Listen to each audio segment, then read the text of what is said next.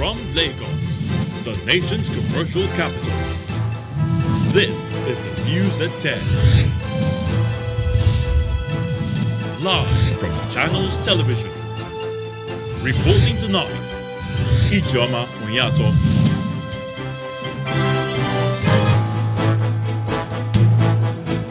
Hello and welcome. Special military tactical team arrives in southern Kaduna for a face-off with bandits killing innocent citizens. Department of State Services condemns comments by former CBN Deputy Governor Obadiah Mailafia, accuses him of recklessness. UNILAG Pro-Chancellor Wale Babalake insists removal of Professor Ogundikwe as Vice-Chancellor followed due process.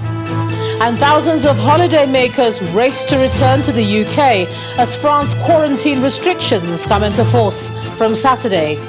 Plus, we'll have business, sports, and later on news from our studios in London.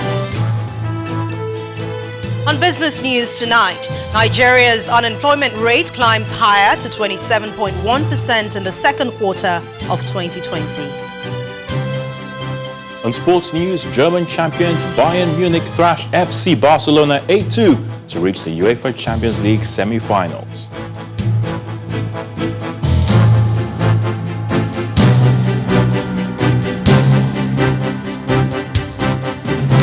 Bandits terrorizing southern Kaduna may have to brace up for tough times as the military today acted on its promise to deploy special tactical forces to the troubled part of the state to stop the endless killings of innocent people. The troops were received by the state government at the headquarters of Operation Safe Haven in Kafanchan of Jama'a local government area.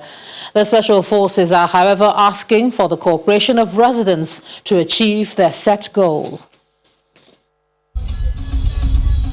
Many communities in southern part of Kaduna State have been disturbed by incessant cases of attacks by bandits and suspected ethnic militia over the years, with many residents killed and property worth millions of naira destroyed.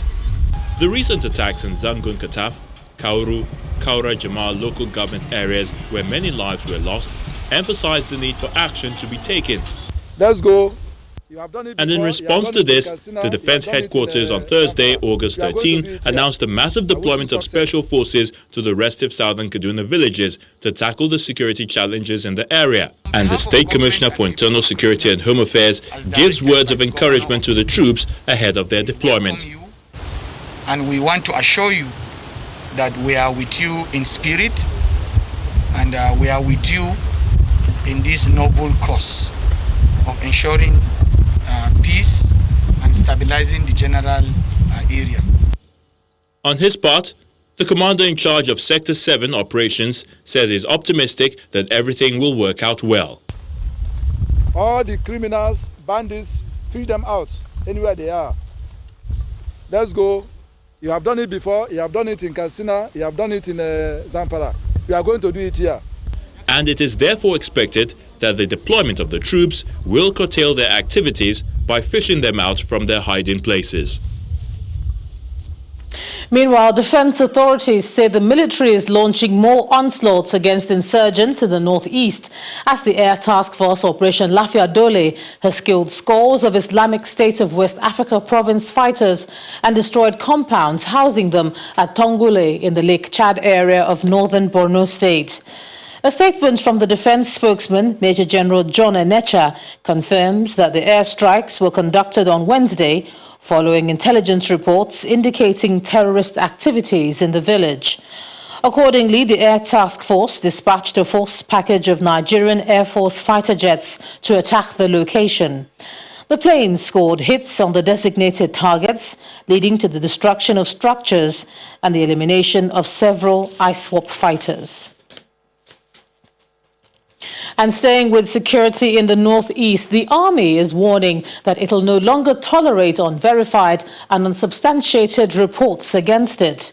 The deputy commander of Operation Lafia Dole, Major Felix Omoigui, mentioned this today while reacting to allegations by the Borno State Governor Governor Zulum. The governor had earlier lashed out at the army, claiming that most of its soldiers engage in fishing and farming activities, a comment the army says it seriously frowns on. The allegations were conjured by some overzealous security agencies who, for personal glory and without recourse to the tenets of interagency cooperation, decided to propagate falsehood. His Excellency, the Governor of Borno State, believed these allegations leveled engaged troops of 19th Brigade in Baga, given his recent utterances. Remarks of highly placed personalities is capable of demoralizing the troops, which could negatively impact on operations and undermine the confidence of the locals in the military. His Excellency, the Governor of Borno State, who has been in constant touch with the theater commander and Sector 3 commander, could have reported the allegation for investigation. Now, apart from the Army, the Department of State Services has also condemned claims by the former Central Bank of Nigeria Deputy Governor Obadiah Mailafia that a governor from the north is the leader of Boko Haram. In a statement, the DSS spokesman Peter Afunaya describes the claim as untrue, noting that it only lends credence to the services to be alert about desperate efforts by some notable personalities to cause a breakdown of law and order. According to the DSS, Mr. Mailafia, as a member of staff at the National Institute for Policy and Strategic Studies, has unrestricted access to security agencies. Mr. Afunaya adds, it is disappointing that he never took advantage of these to reach any of the security or related agencies to share the so-called information at his disposal. This he has agreed to be a grievous error on his part. Mr. Mailafia had on Wednesday been invited by the service to its office in Jos, Plateau State, over the claim he made in an interview on a radio station in Abuja. The service, however, warns that it will not stand idly and watch those it describes as disgruntled and aggrieved elements take laws into their hands and cause mayhem in the polity. There's been another security breach, this time in Bauchi State, where the lawmaker representing Das constituency in the State House of Assembly, Musa Mante, has been killed by gunmen. The legislator was murdered in the early hours of today at his residence in Das local government area. The gunmen also reportedly abducted his 2 wives and a year-old daughter. The state governor, Bala Mohammed, is asking security operatives to fish out the perpetrators as he visits his family. We are aware of the corridor of violence and terrorism that exists because of what is happening in the northwestern part of Nigeria, beginning from Toro. They come through Riminzem in Jama'a, through Bazali here, and because of the rocky and hard terrain, they go down to Tafa Balewa, Dugurima area, and Putuk in Alkaleru local government, round to Ganjua. We had cordoned all the area between us, the military, the civil defense, the army, and even the air force and the police, running 24-hour surveillance. But the emir has said that there is one small corridor coming from here that has not been manned, and that 2 or 3 people have already lost their lives, and they need another vehicle in addition to what we have provided so that it will seal up the area. But the damage has been done. We are always conscious and working. We are going back to the drawing board at the Security Council level. From Bauchi, we head to Cross River State, where 6 suspected kidnappers believed to be involved in the abduction of the wife to a Court of Appeal judge, Justice Ignatius Agube, have been paraded by the State Cross River Police Command.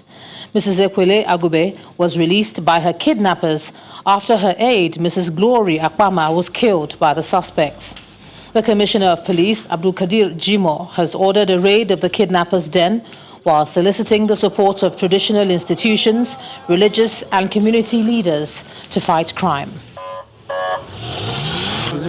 I want to reiterate and unequivocally state that the command has strategized and mapped out an onslaught on courtism, armed robbery, kidnapping and other social vices across the states and will never renege on this matter, no matter whose us is God. The command will not stop soliciting for the support of traditional institutions, religious, youth leaders, community leaders, civil liberty organizations, and all political class to join hands with the police to fight this hydra-headed monster that tend to shatter the peace of the state. Away from security, the National Union of Petroleum and Natural Gas Workers and the Petroleum and Natural Gas Senior Association of Nigeria have concluded their 3-day warning strike with a resolution to embark on a nationwide industrial action with effect from Sunday, August the 16th. This follows what they call the failure of the federal government to pay their 3-month salary arrears. The unions claim that the federal government is withholding their salaries and has done so since May 2020 for failing to migrate to the integrated payroll system.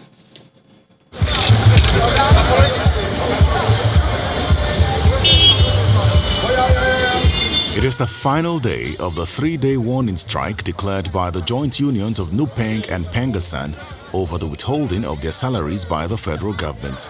Chanting songs of solidarity, members of the unions take to the streets of Abuja as they march towards the office of the Minister of Finance. The workers occupy the entrance of the Minister of Finance, singing and dancing.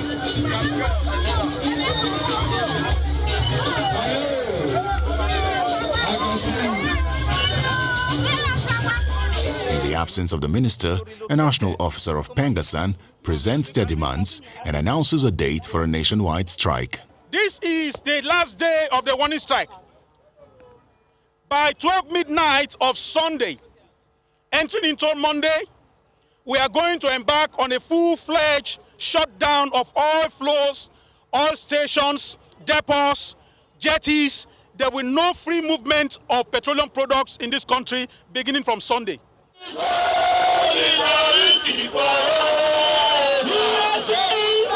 On day 2 of the warning strike, the workers had marched to the headquarters of the Petroleum Technology Development Fund, PTDF.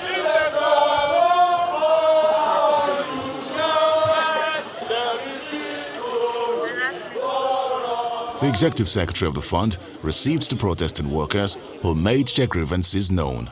The reason why we're here, sir, is that for the past 3 months, and this is the 4th month today, 13th August, we've not been paid our salaries. This is contrary to all non-industrial relation practices. After listening to the unions, the executive secretary of PTDF allays the fears of the workers with a promise to deliver their message to the Minister of State Petroleum Resources. Unfortunately, the minister is not available. Some of you are aware that there is an important industry event that's taking place in Enugu today, and he is there at the moment. But I can give you the assurance that the minister will be back today, and your message will be communicated to him directly with all the emphasis that you have mentioned. That is an assurance I'm giving you. As the protesting workers depart the headquarters of the PTDF, they insist on the payment of their 3 months withheld salaries. One person is feared dead while 3 others have been critically injured after a truck conveying liquefied petroleum gas exploded at a fuel station in Owerri West local government area of Imo State. Confirming the incident to Channels Television, the Imo State coordinator of the National Emergency Management Agency, Evan Zugo, said the truck was hit by a commercial bus moving at top speed after discharging its contents at the filling station. The bus reportedly slammed into the gas truck as it was leaving, and the impact resulted in a massive explosion. Mr. Ogo says one of the occupants of the bus died on the spot, while 3 other persons who sustained severe injuries were immediately taken to a nearby hospital. In part 2, after the break, PDP and APC continue intense campaign in Edo State ahead of next month's governorship election. That's in a moment. Do join us again.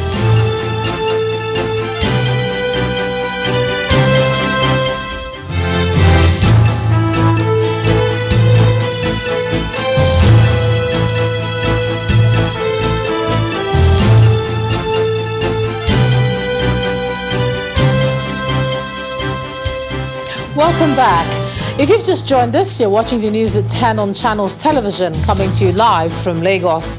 A reminder of our top stories. Special military tactical team arrived southern Kaduna for a face-off with bandits killing innocent citizens. Department of State Services condemns comments by former CBN Deputy Governor Obadiah Mailafia, accuses him of recklessness. UNILAG Pro-Chancellor Wale Babalakin insists removal of Professor Ogundikbe as Vice-Chancellor followed due process. And thousands of holiday makers racing to return to the UK as France quarantine restrictions come into force from Saturday.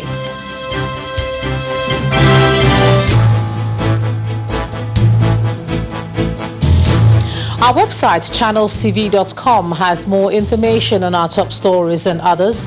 Do subscribe and watch Channels Television's live stream on YouTube and other social media platforms using your mobile device browser, or download the Channels TV app for Android and iOS devices from their respective stores. You can also watch us via your smart TV platforms on Apple TV, Android, Fire TV, and Roku as well. The Enugu state government has demolished a house belonging to a man, Mr. John Emejulu, who allegedly pulled down the fence at the Akano-Ibiam International Airport in Enugu. Mr. Emejulu reportedly claimed ownership of a portion of land on which the over 2-kilometer perimeter fence was erected. He was said to have arrived at the airport area on Wednesday with a purported court injunction in company of armed policemen and pulled down the airport fence. However, the state government says the house was demolished because the structure was blocking a water channel. The Minister of Aviation, Hadi Sirika, who was on hand to ascertain the extent of damage, had vowed to ensure the culprit was fished out.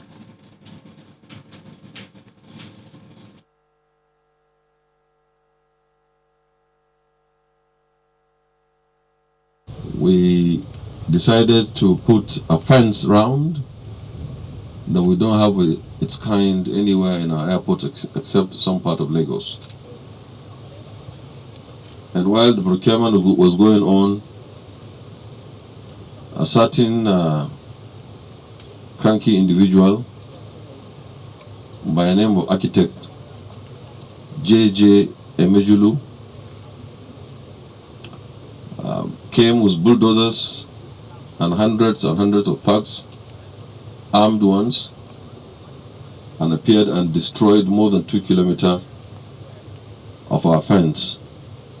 There's a government in place, and it is the wrong time to test our resolve.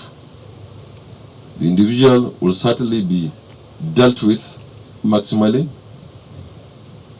without a cause, because it is very, very clear that this is willful on purpose to destroy more than 2 kilometers of concrete fencing for the airport, and to threaten that he will also destroy some more properties within the airport if not for the swift intervention of the security forces. We would not forgive him. Already, all that are involved in this kind of arrangement will be directed. The Chief of Air Staff, the IG of Police, the DGSSS will be directed to do the needful and bring him to book. The controversy over the removal of the Vice-Chancellor of the University of Lagos, Professor Oluwatoyin Ogundikbe, continues as the Pro-Chancellor and Chairman of the Governing Council, Mr. Wale Babalakin, has opened up on the recent removal of the Vice-Chancellor of the institution. The Pro-Chancellor of UNILAG told journalists in Lagos that before the final decision to remove him, various efforts had been made to resolve the issues of concern without success. Mr. Babalakin says due process was followed in the removal of Professor Ogundikwe for abuse of office and mismanagement of the school's resources. The Academic Staff Union of Universities and the institution's Senate have refuted the removal of the Vice-Chancellor. There have even been solidarity rallies for Professor Ogundikwe, but Mr. Babalakin says all these amount to nothing because the laws were strictly adhered to. The issues have been lingering on for a long time.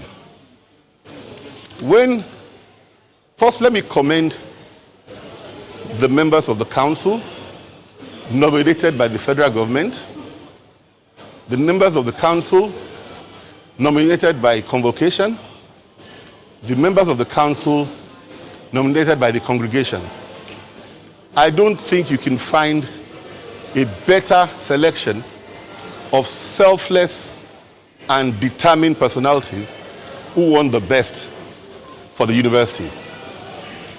Series of attempts were made to reconcile. What the law says is that when a vice-chancellor is removed and he wants to complain, he will write an appeal to the visitor. He will write an appeal to the visitor.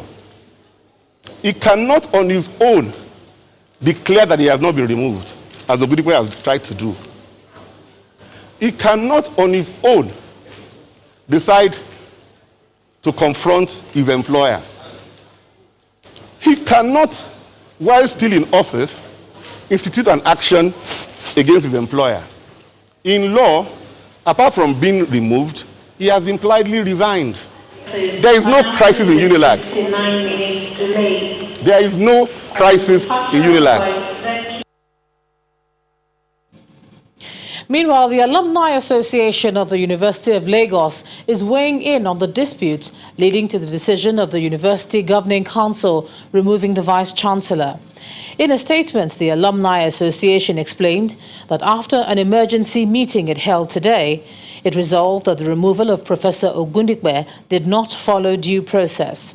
It maintains that although the University Governing Council has powers to appoint and remove a Vice-Chancellor under the Universities Miscellaneous Provisions Amendment Act 2003, it must follow due process as provided under Section 3(8), 9 and 10 of the Act in the removal of the Vice-Chancellor and Sections 313 in the appointment of an acting Vice-Chancellor. The alumni therefore urges the Governing Council to restore status quo while the alumni continues with its effort to ensure peace and harmony reigns on the campus among all the stakeholders. The association notes that it has made efforts in the past 2 years to bring about an amicable resolution of the misunderstandings between the council and the university management and gives the assurance that it will not relent in its efforts at mediation. Away from the UNILAG stories, the government of Ireland has signed a memorandum of understanding with the Nigerian government for the return of 5.5 million euros stolen by a former military head of state, Sani Abacha. The Irish government website reports that the country's Minister for Justice, Helen McEntee, said the return of the assets followed a forfeiture ordered by a high court in Ireland in 2015. Ms. McEntee also disclosed that the assets were frozen in a Dublin-based bank account by her country's Anti-Graft Agency and Criminal Assets Bureau in 2014. And this was after a team of legal representatives from Nigeria approached the Irish government regarding the return of the loot. The return of these assets will be the first time that Ireland is taking such an action and will be a concrete demonstration of Ireland's commitment to international cooperation in the fight against corruption and to assist countries which have been adversely affected by corruption in the past. Over now to some politics, and Edo State now, where campaigns are on ahead of the governorship election in September, and the People's Democratic Party is moving across the state, even under harsh weather conditions, with promises of more economic development. The party's candidate and governor of the state, Mr. Godwin Obaseki, who addressed party supporters in Ire, Ward 7 of Omo East-West local government, said more economic development is underway for the people if re-elected. A drum roll announces the arrival of the People's Democratic Party PDP campaign train.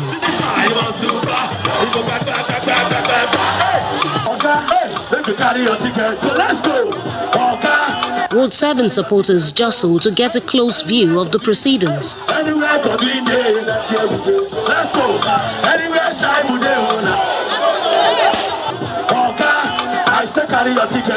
The elderly ones are left to watch from a distance.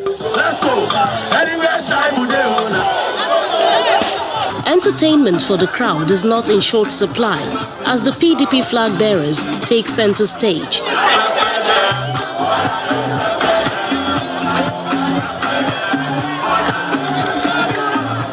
Then to serious matters. Mr. Obaseki pledges to address some of the issues affecting the communities.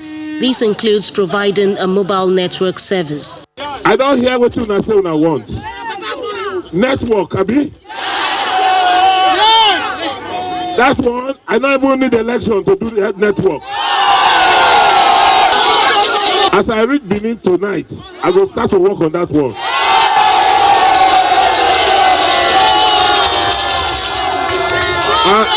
As for Una secondary school, leave that for me. Leave that for me. I will do it. The last thing I want to tell you now, this road, now make Una use and develop. Now make Una use and develop. How Una go develop? I must look for something for Una to do for here. The PDP governorship candidate has maternal links to the community. Some party leaders say this is more than enough reason to give him their votes. The governor's ancestral mother is from this place. So we are very proud of him. We are proud of his achievement. That is why everybody is coming out en masse. And this is what we are going to show on the 19th. There is no worry. His mother A from Uzeba. So this particular election, his mandate is our project. So we are going to vote for him, Lemans. The campaign continues through various wards in Oman West local government area. The PDP's logo is the umbrella. This comes in handy as the electioneering continued in spite of the rains in some venues.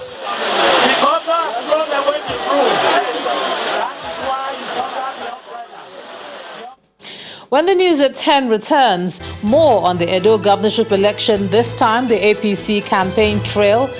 And youth unemployment rate hits 27.1% in the second quarter of 2020. And that will be on business. Do join us again.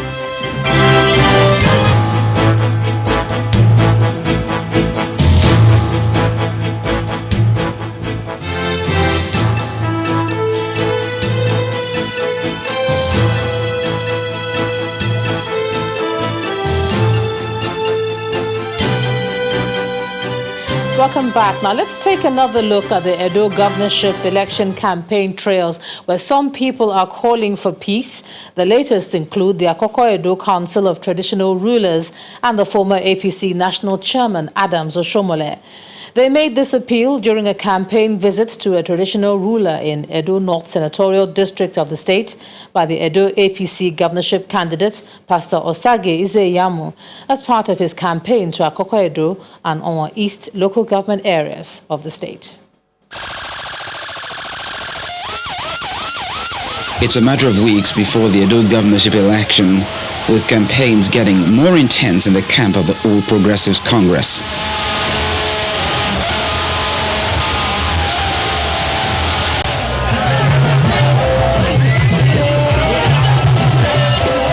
The venue and audience may have continued to change from Akoko Edo to Ode and Owa East local government areas, but the message is the same. By the grace of God, we will tar more roads. We will spend money on education. Is it not shameful? The hospital where Pali don't build, government go refuse to open up. By the grace of God, we go open up. All those areas where not get lights, God said darkness no good. By the grace of God, when we come in November 12th, we will say, let there be light. A visit to the palace of the Otaru of Igara in Akoko-Edo local government area by the APC candidate also earns him royal blessings and admonition for all political actors in the upcoming election from Akoko-Edo traditional rulers. We don't want a president to go into politics because we need peace. We should advise our political followers to show others a peace during and after the elections. In Afuze, Owan East local government area, the former APC national chairman Adams Oshiomhole takes a cue from the royal fathers in Akoko-Edo, reiterating the need for APC supporters to insist on peace even in the face of provocation. When we give them peace, when they wear, that mood of great provocation to fight, we will pour holy water. There will be peace. There will be victory. There will be no fight. There will be no struggle. In Ounde local government area, being the final port of call for the day, not even the darkness of the evening could discourage the supporters who tarried in order to hear the message of hope as described by the APC. The Rivers State government has signed an agreement with Julius Berger Nigeria PLC on the construction of the 4th flyover in Port Harcourt, the state capital. This brings to 5 the number of flyovers being constructed by the state government. Governor Wike, who maintains that development must continue in spite of the economic challenges, listed his expectations from the contractor. Representatives of the River State government and the construction giant Julius Berger at the Banquet Hall, Government House, Port Harcourt, to append their signatures to the agreement for the construction of the 4th flyover bridge at the popular GRA junction in the state capital. Governor Wike, who is present to witness the event with members of the State Executive Council, bears his mind on his expectations. We are signing contract award.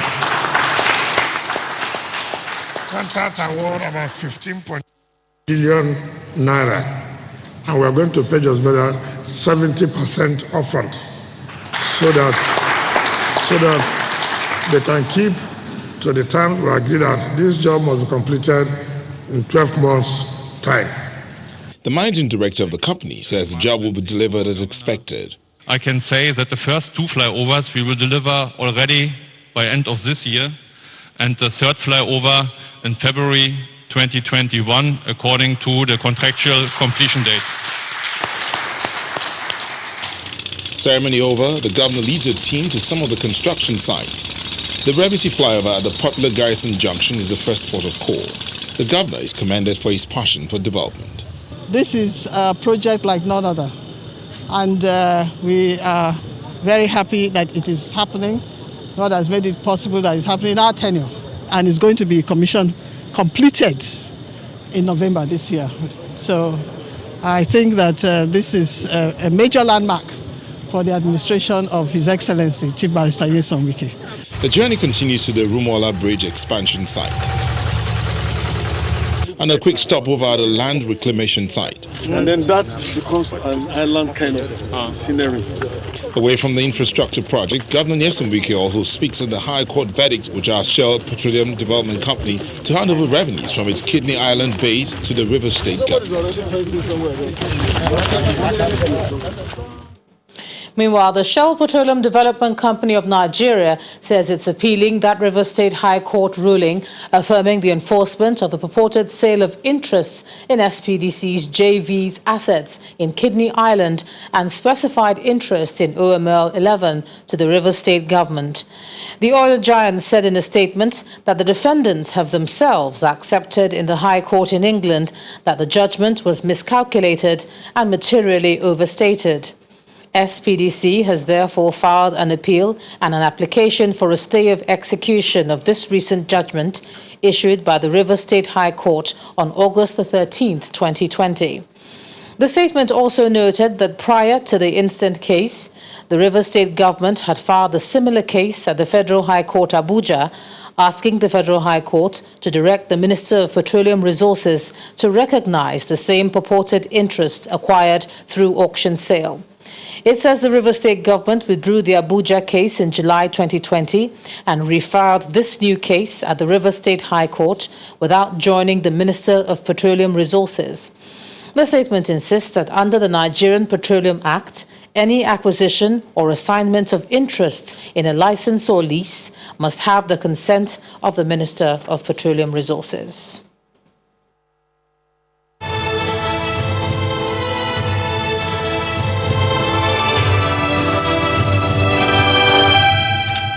As part of efforts to complement the government's efforts at containing the coronavirus in the country, Reddington Hospital Group has commissioned the Armored Shield Medical Center and Zain Lab PCR Laboratory to take care of all COVID-19 related cases.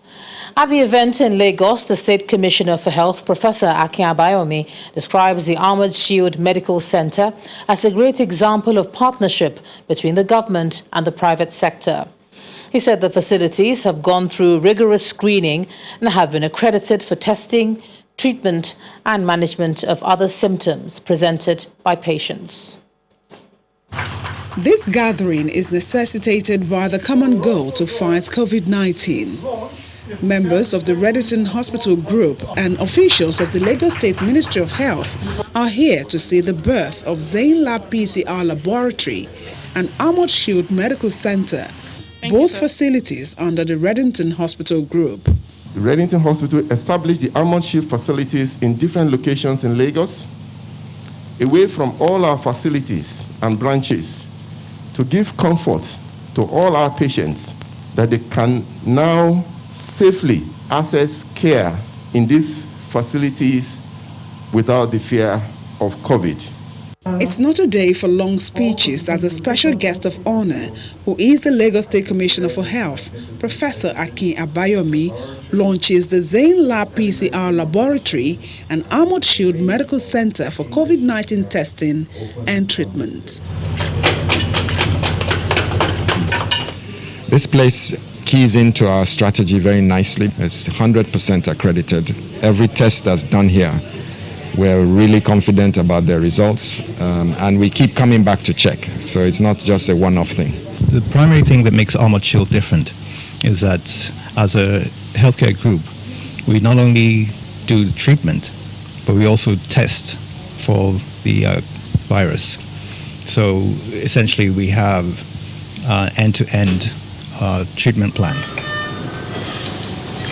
The new medical center, built in phases, offers PCR testing for COVID-19, 50-bed private isolation wards, computed tomography or CT scan, high dependency and level 3 intensive care units with state-of-the-art equipment and a multidisciplinary panel of specialists. We have high dependency rooms as well as ICU units. So for the ICU unit, which is a level 3, we have things like the ventilators, of course, your BiPAS, your BiPAP. You also have your gas analysis machine. So one of the things we have, which is a unique feature from all other isolation centers, is the HEPA filters that we have.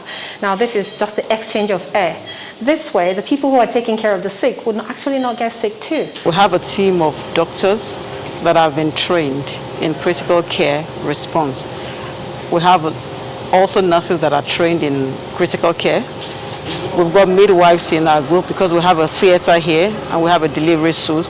Knowing what COVID is, we place the highest premium on infection prevention control. The Armored Shield Medical Center also has a COVID-19 command center with 24 hours telemedicine and emergency ambulance response. Yomi Otaibe, Channels Television News.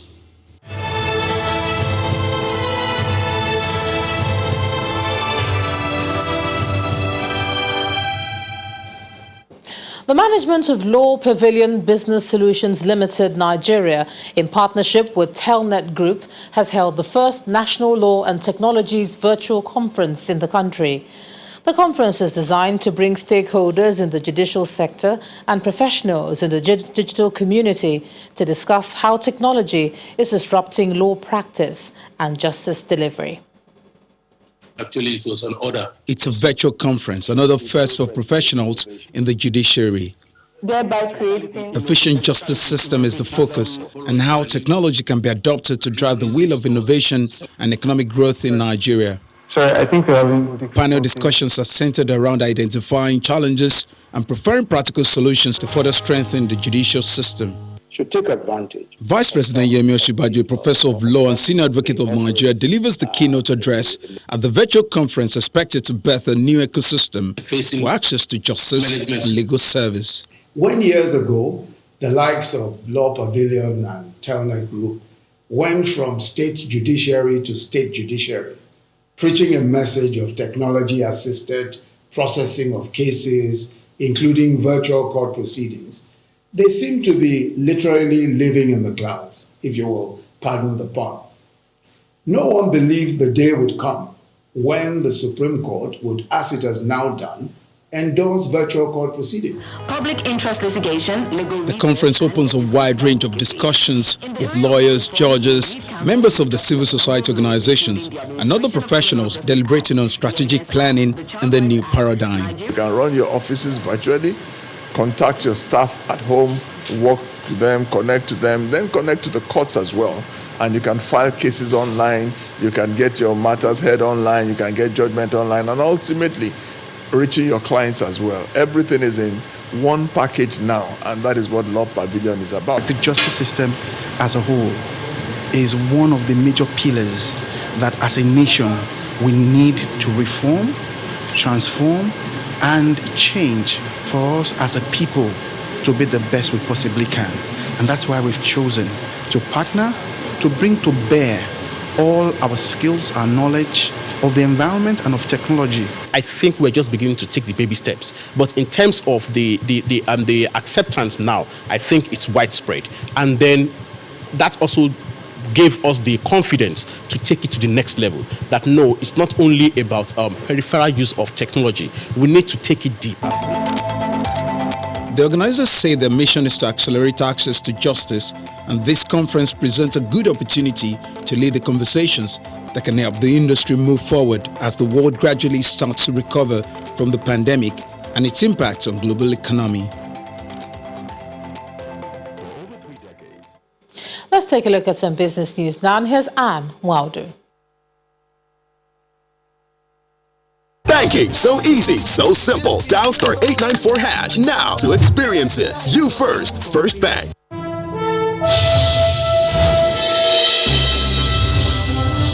Thank you, Ijoma. Hello and welcome to Business News. Nigeria's unemployment rate has risen to 27.1% in the second quarter of this year, and that's coming up from 23.1% within the same period last year, and that's its highest in 6 years. That's according to Labor Force Statistics report, which was released today by the National Bureau of Statistics.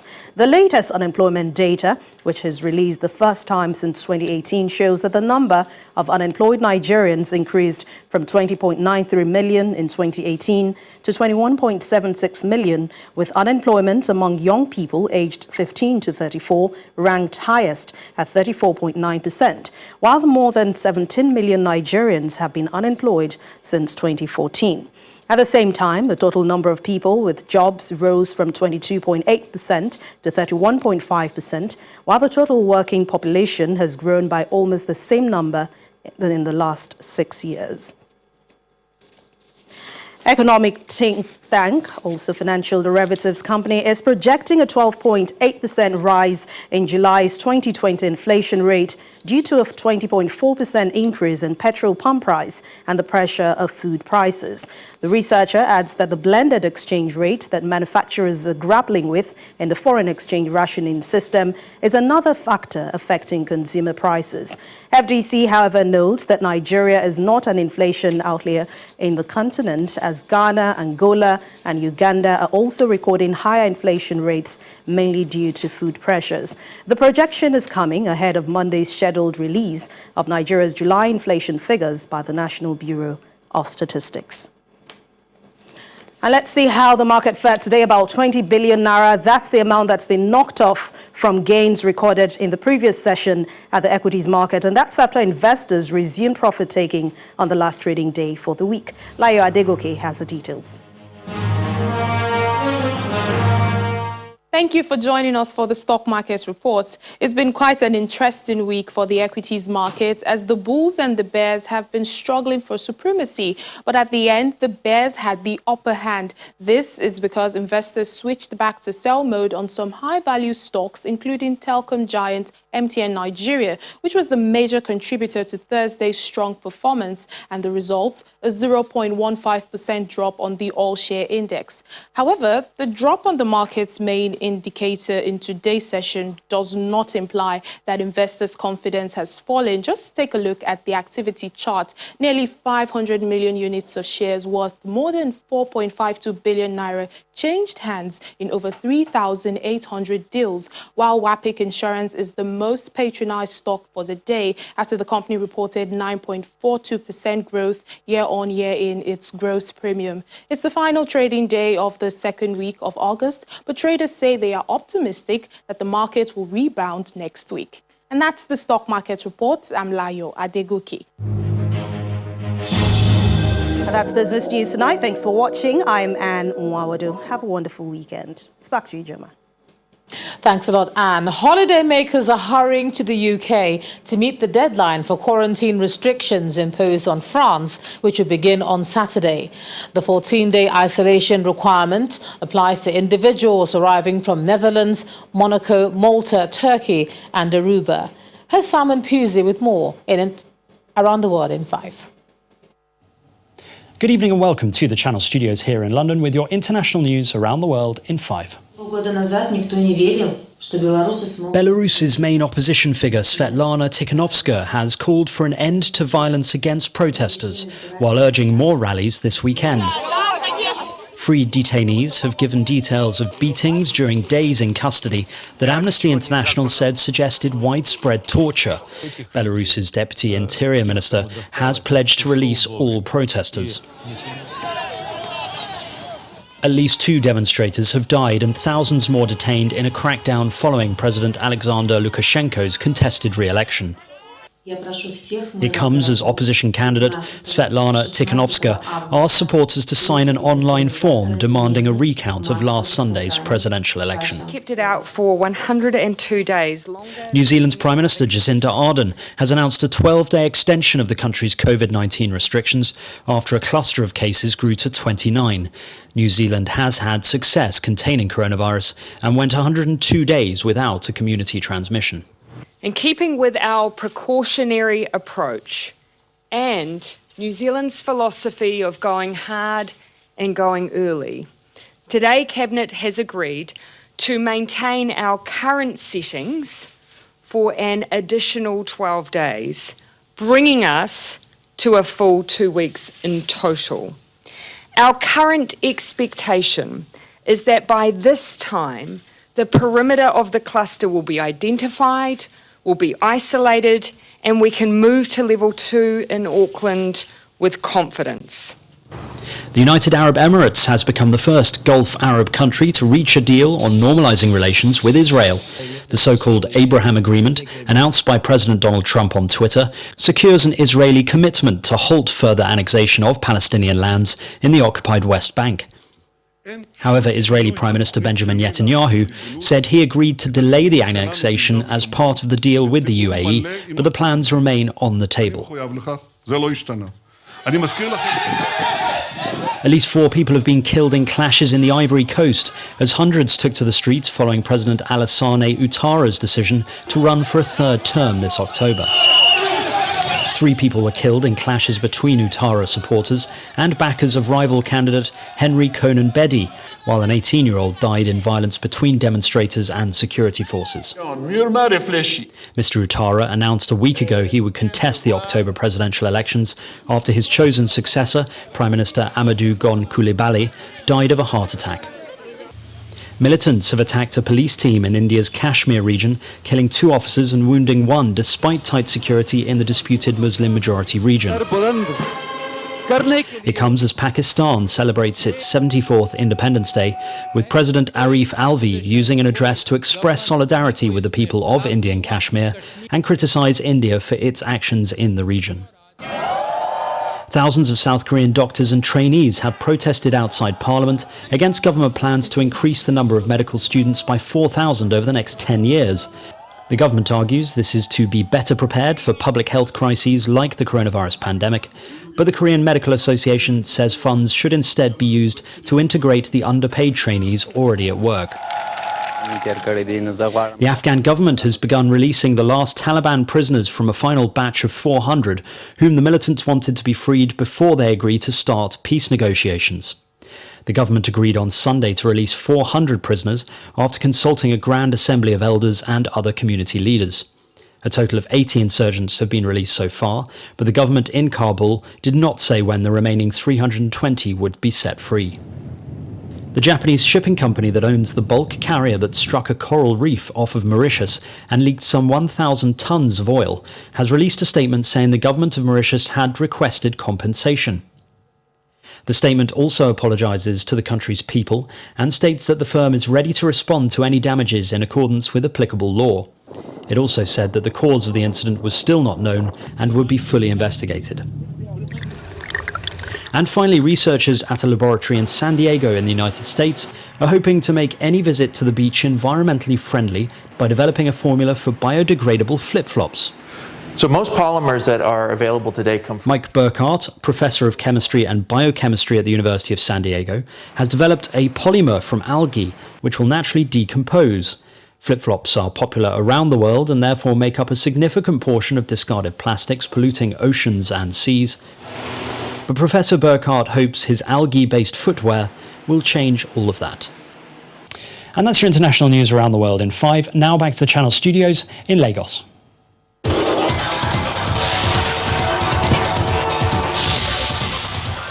Started with football. Bayern Munich have advanced to the semi-finals of the UEFA Champions League with a stunning 8-2 demolition of FC Barcelona at the Estadio de Luz in Lisbon. The German champions scored 4 times in the first half and added another quartet in the second, and could easily have netted more against a shell-shocked Barca defense. Top seed Serena Williams has been knocked out of the Lexington Open by Shelby Rogers. Serena won the first set 6-1, but Rogers fought back to win the second and third set 6-4 and 7-6 to progress to the semi-finals in Kentucky. Uganda's Joshua Cheptegei produced an astonishing run in Monaco to break the 16-year-old 5,000 meters world record by almost 2 seconds. The 23-year-old, who won the 10,000 meters world title in Doha last year, had promised he would take a shot at the time, but success seemed unlikely. However, guided by trackside lights illustrating world record pace, he came home in 12 minutes and 35.36 seconds. President of the Nigeria Football Federation, Amaju Pinnick, believes the NWFL teams have what it takes to do well in the Maiden CAF Women's Champions League, which is launching next year. The tournament will see Africa become the 4th confederation with a continental club competition for women after South America's Copa Libertadores Femenina, Asia's AFC Women's Club Championship, and Europe's UEFA Women's Champions League. And that's a wrap on sports news.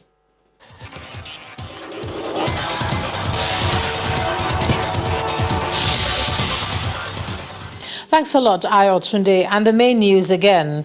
The Special Military Tactical Team arrived in southern Kaduna today for a face-off with bandits, killing innocent citizens in the state. Also today, the lawmaker representing Das constituency in Bauchi State, Musa Manche, was killed and his wives and daughters kidnapped. That's the news at 10 tonight. Thank you so much for staying with us. I'm Ijoma Unyato. Do have a great weekend. Remember to keep safe while you do that. Good night.